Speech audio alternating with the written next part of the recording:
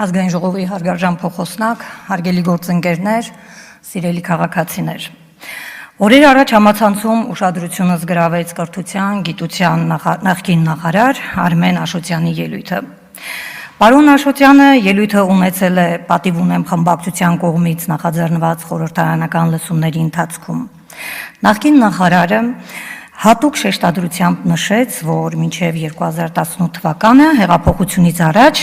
Հայաստանում ընտրությունները բնավ չեն կեղծվել։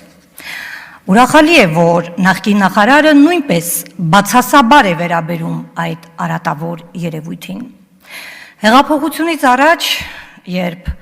Աշոտյանը գիտության կրթության նախարարն էր, ես այդ ժամանակահատվածում դասավանդում էի դպրոցում։ Պետք է ասեմ, որ թե Աշոտյանը, թե ես, թե ցանկացած ոք գիտեինք, թե ինչ էր տեղի ունենում ընտրությունների ժամանակ,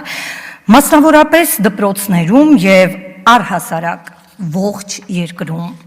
Էլ չեմ խոսում այլ արատավոր բացասական երևույթների մասին, որ տիրում էր կրթական համակարգում։ Աշոտյանին պետք է հիշեցնել եւ արձանագրել, որ հեղափոխությունից հետո մեր հասարակության մեջ տեղի են ունեցել արժեքաբանական փոփոխություններ։ Օրինակ, դպրոցները ապաքաղաքականացվել են,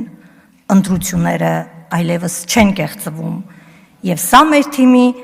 ամենակարևոր ձեռքբերումներից մեկն է։ Մեր քաղաքական թիմը արել,